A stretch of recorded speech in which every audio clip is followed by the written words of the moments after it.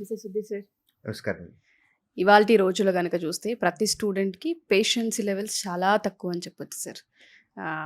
కొన్ని రోజులు కాదు, కొన్ని నిమిషాలే ఉండడం కష్టమైపోయింది. అలాంటిది వాళ్ళు కాంపిటీటివ్ ఎగ్జామ్స్‌కి ప్రిపేర్ అయ్యే ప్రాసెస్‌లో ఒక సక్సెస్‌ని చూడాలి అనుకుంటే, వాళ్ళు అనుకున్న సక్సెస్‌ని చూడాలి అనుకుంటే పేషెన్సీ ఎంత అవసరం అంటారు? పబ్లిక్ సెక్టర్‌కి, ప్రైవేట్ సెక్టర్‌కి డిఫరెన్స్ ఇదేనండి. Private sector just like that ఇలా అయిపోతుంది. హ్మ్. అంటే ఇవాళ మార్నింగ్ అనౌన్స్ చేస్తారు. ఆఫ్టర్‌నూన్ డ్రైవ్ పెడుతున్నాము అని. రిటన్ ఎగ్జామ్ ఉంటుంది. సాయంత్రానికి రిటన్ ఎగ్జామ్ రిజల్ట్ ఇస్తారు. హ్మ్. నైట్ ఓవర్ నైట్ ఇంటర్వ్యూస్ చేసేసి late mid night offer letter ఇచ్చి వెరీ నెక్స్ట్ డే వచ్చి జాయిన్ అవ్వండి ట్రూ. అని చెప్పేస్తారు. లేదంటే మండే జాయిన్ చాలా అవ్వండి. టెంప్టింగ్‌గా ఉంటాయి అవి. Yes. వాళ్ళు ఇచ్చే ప్యాకేజ్లో కూడా నంబర్స్ సిటీసీ ఇస్తారు, ఇయర్లీ ప్యాకేజ్. హ్మ్. అందులో నుంచి అన్ని కట్ అవుతూ వస్తూ ఉంటాయి. చాలా అట్రాక్టివ్ నెంబర్స్ ఉంటాయి. దానికి పేషెన్స్ అక్కర్లా. జస్ట్ లైక్ దట్ ఇలా అయిపోతుంది. When you want to enter in to public sector, that may be state government అవ్వచ్చు, సెంట్రల్ గవర్నమెంట్ అవ్వచ్చు, పబ్లిక్ సెక్టర్ కూడా అవ్వచ్చు. ఏదైనా సరే 2 క్వాలిటీస్ కావాలండి. Hmm. Number 1 patience, number 2 consistency. ఈ జనరేషన్ అనే కాదు, ఏ జనరేషన్లో అయినా సరే దెర్ ఆర్ 2 ఎగ్జామ్స్. హ్మ్. 1 అకాడమిక్, 2 కాంపిటేటివ్. అకాడమిక్లో నుంచి మీకు సర్టిఫికేట్ వస్తుంది. హ్మ్. కాంపిటేటివ్లో నుంచి మీకు ప్రతి నెల జీతం రావడానికి సంబంధించిన ఒక ఆఫర్ లెటర్ వస్తుంది. ఇక్కడి నుంచి వచ్చేటటువంటి ఆఫర్ లెటర్ వారు రిటైర్మెంట్ అయ్యేంత వరకు హ్మ్. ప్రతి నెల వారి కుటుంబానికి కావాల్సినటువంటి జీతం ఇచ్చే లెటర్ ఇది. అకాడమిక్స్లో 100 అవుట్ ఆఫ్ 100 మార్క్స్ అనేవి ఎంతమంది రాస్తే అంతమందికి వస్తాయి. హ్మ్. బట్ కాంపిటేటివ్లో ఒక ఉద్యోగం అనేది ఒక మనిషికే వస్తుంది. ఎంతమంది రాసినా. ఎంతమంది రాసినా నోటిఫికేషన్ వచ్చినప్పుడు ఎన్ని వేకెన్సీస్ ఉన్నాయో అంతమందికి మాత్రమే ఉద్యోగాలు వస్తాయి. అవును. ఈ ఎగ్జాంపుల్ ఎందుకు చెప్పాను అని అంటే, ఇప్పటి వరకు సక్సెస్ అనేది చూస్తూ వచ్చారు. హ్మ్. Right from 10th class, intermediate, graduation, yes. ప్రతి ఎగ్జామ్, ప్రతి సెమిస్టర్ అన్ని సక్సెస్లు చూస్తూ వచ్చారు. ఫెయిల్యూర్స్ చూసిన వాళ్ళు చాలా తక్కువ తక్కువ మంది మంది. ఉంటారు. మేబీ 2-3%. అది 10th అవ్వచ్చు, 10th నుంచి గ్రాడ్యుయేషన్ వరకు. But when it comes to competitive exam, out of 100% exam రాసే వాళ్ళల్లో 98% ఫెయిల్యూర్స్ ఉంటారు. వాహ్! 1-2%కి మాత్రమే ఉద్యోగాలు యెస్. వస్తాయి. సో ఎగ్జాక్ట్ రివర్స్ కేసు ఇది కాంపిటేటివ్ అనేది, ఉద్యోగం తెచ్చుకోవటం హ్మ్. అనేది. హ్మ్. సో 98%లో ఉండటానికే స్కోప్ ఎక్కువ ఆస్పిరెంట్కి. 100 మందిలో Hmm. ఇద్దరికి మాత్రమే ఉద్యోగాలు వస్తున్నాయి.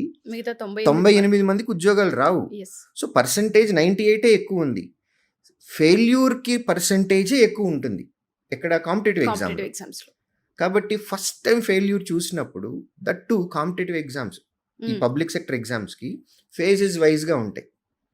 టైర్ 1, టైర్ 2 ఇంటర్వ్యూ, లేదా prelims, mains interview, CBT 1, CBT 2, CBT 3, ఇట్లా రకరకాల స్టేజ్లు ఉంటాయి.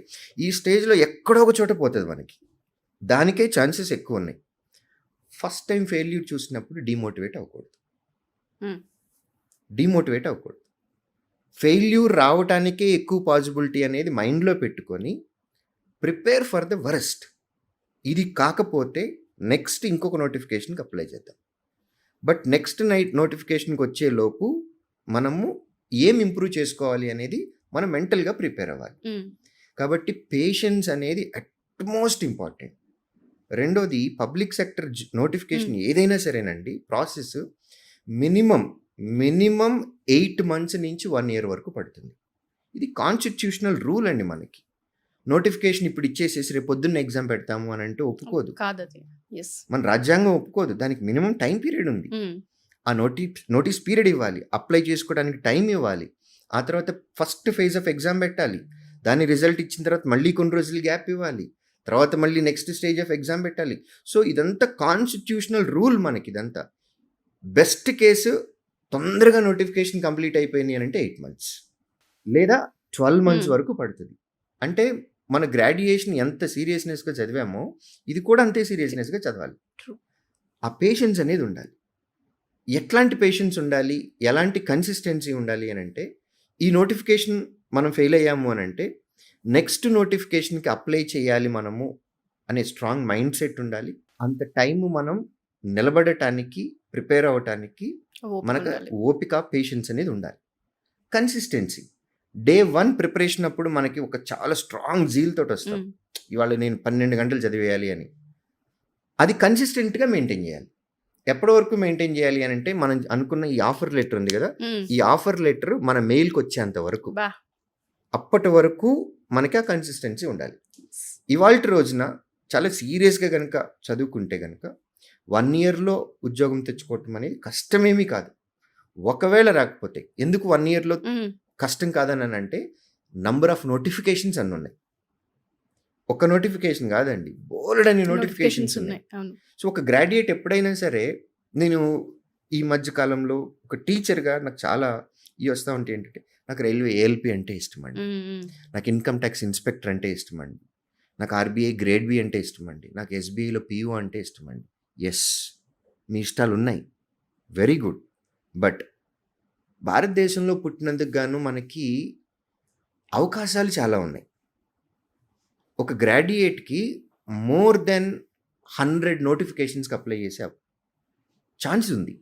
సో, అవకాశం ఉన్నప్పుడు ఫస్ట్ అప్లై చేద్దాం. అన్నిటికీ అప్లై చేద్దాం. నేను బీటెక్ చదివాను, నాది క్లర్క్ రేంజ్ కాదు. Yes, I know. Me range వేరు. బట్ స్టిల్ ఒక ఉద్యోగం తెచ్చుకొని పెట్టుకుందాం. కాన్ఫిడెన్స్ వస్తది. యెస్. జాయిన్ అవుదామా లేదా అనేది తర్వాత సంగతి. సో, అవకాశం ఉన్న ప్రతి నోటిఫికేషన్‌కి అప్లై చేయటం. రైల్వే అవ్వచ్చు, స్టాఫ్ సెలక్షన్ కమిషన్ అవ్వచ్చు, ఇన్సూరెన్స్ అవ్వచ్చు, బ్యాంకింగ్ ఇండస్ట్రీ అవ్వచ్చు, స్టేట్ గవర్నమెంట్ జాబ్స్ అవ్వచ్చు, ఏదైనా సరే ఒక గ్రాడ్యుయేట్‌కి అవకాశం ఉన్నటువంటి అన్నిటికీ అప్లై చేస్తే 1 ఇయర్‌లో ఉద్యోగం తెచ్చుకోవటం కష్టమేమీ కాదు. ఒక ఉద్యోగం తెచ్చుకున్న తర్వాత నీ మనసుకు అనుకున్నటువంటి, హ్మ్. నీకు ఇష్టమైనటువంటి పోస్ట్ ఏదైతే మీకుందో దానికి రెండోసారి ప్రిపేర్ అవ్వండి. ఇట్ గివ్స్ యూ కాన్ఫిడెన్స్ అండి. మేము చూస్తూ ఉంటాం మా దగ్గర ఉండే పిల్లల్ని. అవును. అవును సార్. ఉద్యోగం లేకుండా ఎగ్జామ్ రాయటం వేరు. ఒక ఒక ఉద్యోగం ఉద్యోగం ఉంది చేతిలో పెట్టుకొని ఎగ్జామ్ రాయటం రాయడం వేరు. వేరు. సో, మేము సజెస్ట్ చేసేది అది. అవకాశం ఉన్న అన్ని నోటిఫికేషన్స్‌కి గనక అప్లై చేస్తే 1 ఇయర్‌లో ఉద్యోగం తెచ్చుకోవటం కష్టమేమీ కాదు. But what matters is consistency. Yes. And patience.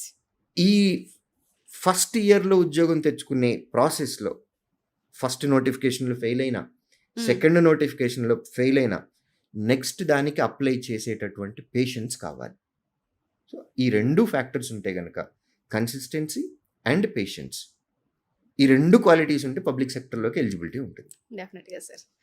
ఎవరైతే ఈ వీడియో చూస్తూ ఉంటుంటారో, కాంపిటీటివ్ ఎగ్జామ్స్‌కి ప్రిపేర్ అవుతూ ఉంటుంటారు, గవర్నమెంట్ సెక్టార్స్‌లో మేము జాబ్ చేయాలనుకుంటూ ఉంటారు. ఫస్ట్ మీ ప్రిపరేషన్ కన్నా ముందు ఈ ఎపిసోడ్ డైలీ ఒకసారి చూసే అలవాటుగా మార్చుకోండి. చాలా విషయాలు మీకు అర్థమవుతాయి. Thank you sir. Thank you so much. Thank you అండి.